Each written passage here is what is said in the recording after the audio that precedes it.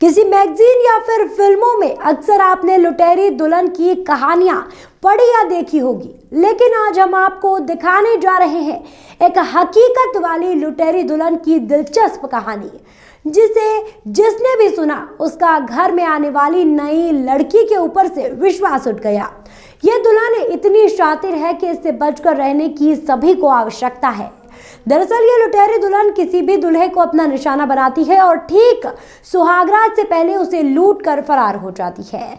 बात सिर्फ यही नहीं रुकती है, ये दुल्हन फरार होने के बाद दूसरा बकरा यानी दूसरा दूल्हा ढूंढने लगती है। ऐसे में अगर आप अविवाहित हैं और शादी के लिए लड़की ढूंढ रहे हैं तो आपको संभल कर रहने की जरूरत है, कहीं कुंवारी कन्या के चक्कर में आप मुसीबत में ना पड़ जाए। 6 फरवरी को भी एक दुल्हन ने ऐसा ही किया। शादी के बाद अजमेर लौट रहे दूल्हे और उसके परिवार को नशीला पदार्थ खिलाकर ट्रेन में ही लूट लिया और फरार हो गई। और बात यही नहीं रुकी, ये लुटेरी दुल्हन इतना बड़ा कांड करने के बाद ही रविवार को अगले दूल्हे की तलाश में वाराणसी निकल गई।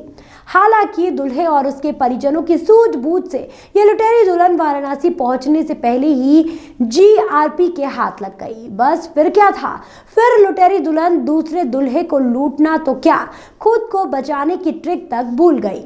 जीआरपी के प्रभारी निरीक्षक हेमंत सिंह ने बताया कि अजमेर जिले में फारसी कॉलोनी शास्त्री नगर के अंकित महेश्वरी का विवाह 6 फरवरी को सहजनवा की गुड़िया से हुआ था। शादी की रस्में बलुआ थाना क्षेत्र के मटियारा निवासी चंदा के घर संपन्न कराई गई।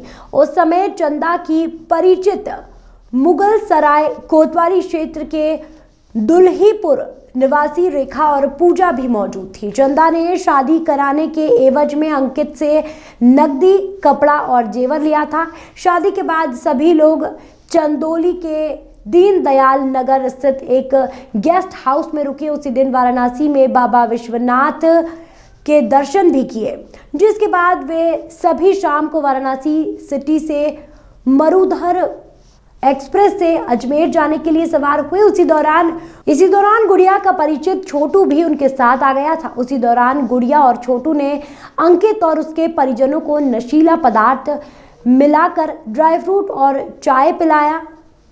इससे वे सभी अचेत हो गए। देर रात ट्रेन कानपुर पहुंचती तो गुड़िया और छोटू सामान लेकर उतर गए। सुबह ट्रेन इटावा पहुंची तो अंकित ने जीआरपी में एफआईआर दर्ज कराई। बाद में केस जी कैंट को ट्रांसफर कर दिया गया। पुलिस के अनुसार शातिर दुल्हन गुड़िया की यह दूसरी शादी थी। पहली शादी के बाद वह इसी तरह वर पक्ष को चकमा देकर भाग चुकी थी। 6 फरवरी को कानपुर स्टेशन पर मरुधर ट्रेन से उतरने के बाद वह छोटू के साथ बस से प्रयागराज और फिर बनारस आई।